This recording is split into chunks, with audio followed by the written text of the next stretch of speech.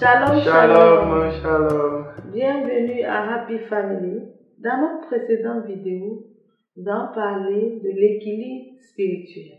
L'équilibre spirituel est vraiment important Très important. dans la vie d'un jeune qui veut être équilibré et épanoui. Si vous n'avez pas suivi cette vidéo, nous vous invitons vivement à le suivre. Dans cette vidéo, nous allons parler de l'équilibre émotionnel. Nombreux rentrent dans le mariage avec des blessures dans l'âme et ce qui réjaillissent sur leur vie personnelle et dans leur vie conjugale. Effectivement, et il est important de traiter toute forme de déséquilibre sur le plan émotionnel avant de rentrer dans le mariage. Ou si vous êtes déjà marié, de revenir faire ce travail très rapidement, sinon cela risque d'affecter votre relation. C'est quoi d'abord l'équilibre émotionnel?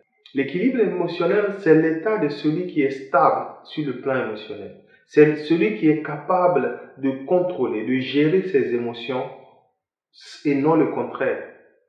Si vous êtes une personne qui avait du mal à gérer vos sentiments, vos émotions, alors vous êtes déséquilibré sur le plan émotionnel. Cela vient généralement d'où? Le déséquilibre émotionnel vient généralement des choses que nous avons vécues et qui ont laissé des dépôts en nous.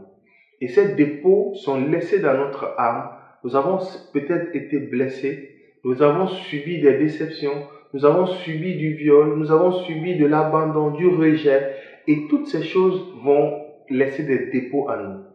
Et l'organisme de l'homme fonctionne de telle sorte que l'homme va développer ce qu'on appelle un masque.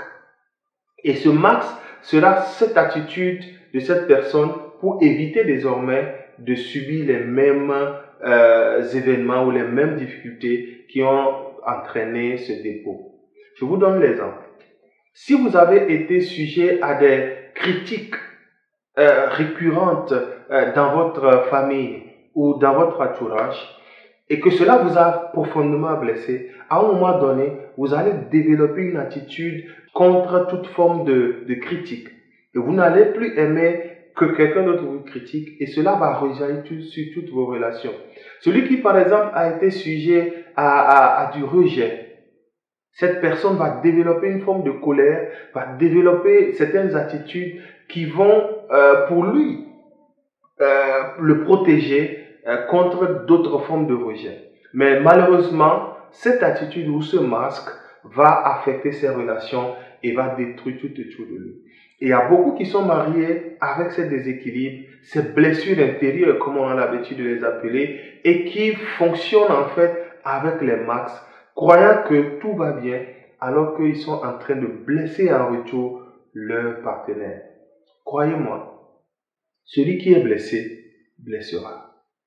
Et donc, pour ne pas être un sujet ou une arme que le diable va utiliser pour blesser votre partenaire, pour détruire votre relation, il est important de traiter ces blessures intérieures. Et c'est pourquoi nous voulons vous inviter à prendre au sérieux ce travail de l'équilibre émotionnel, à travailler sur votre vie. Comment y arriver? Dans Philippiens 4, verset 7, il nous est décrit des sentiments qui doivent vous animer. Sentiments de paix. De joie. Et si nous identifions dans nos vies que nous n'avons pas ce genre de sentiments, tout le temps nous sommes en colère, nous sommes dépressifs, nous sommes inquiets, nous avons les craintes, ainsi de suite, alors là, on doit noter qu'il y a un problème déjà.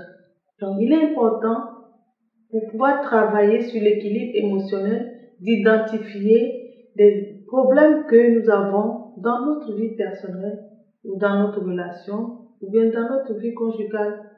Exactement, et mettre les mots sur vos mots, c'est-à-dire vos problèmes, vont vous permettre de savoir comment travailler dessus.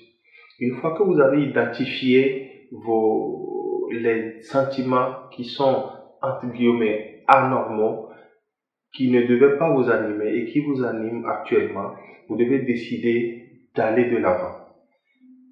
Votre passé vous a blessé. Votre passé a créé en vous la peur, peut-être l'inquiétude. Votre passé a créé en vous l'amertume, les frustrations. C'est votre passé, c'est votre histoire, mais vous devez décider d'avancer. Et la prochaine étape, après avoir identifié ces sentiments anormaux, c'est de pouvoir décider d'avancer. Refusez de laisser votre avenir être déterminé par votre passé. Dieu vous appelle à de grandes choses, à de grandes relations. L'apôtre Paul a dit, j'oublie le passé, je laisse tomber mon passé et je cours vers le but. Et vers ce but, Dieu a prévu un mariage heureux, des relations épanouissantes autour de vous. Donc, décidez de lâcher le passé pour courir vers l'avenir. L'avenir sera certainement meilleur. Et l'autre étape, pour certains cas, il aura besoin de pardonner. Il n'y a pas de blessure, il n'y a pas de guérison plutôt intérieure sans pardon. Si vous avez été blessé, vous devez décider de pardonner.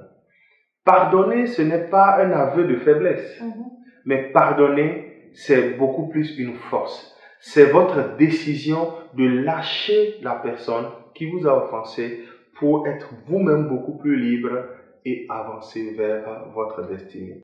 Une fois que vous avez décidé de pardonner, vous devez poursuivre la démarche en travaillant sur toutes les pensées qui maintiennent cette colère en vous. Je vous donne un exemple.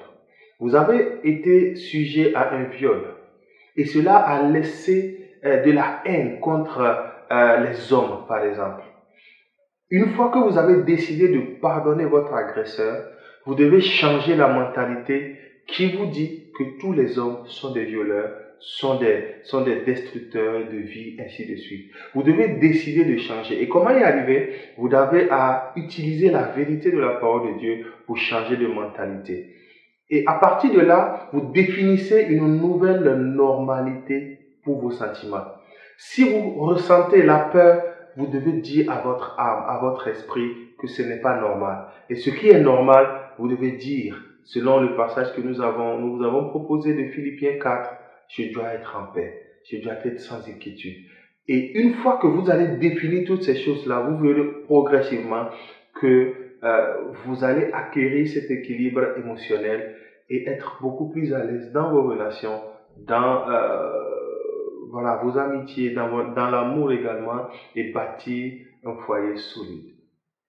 Dans cette vidéo, nous avons parlé de l'équilibre émotionnel. Nous sommes persuadés que c'est un élément essentiel pour maintenir ou créer la joie dans vos familles, que vous avez déjà ou que vous allez créer dans le futur. Prenez le temps de travailler dessus et à la prochaine vidéo, nous parlerons également d'un autre niveau d'équilibre également essentiel. Que Dieu vous bénisse.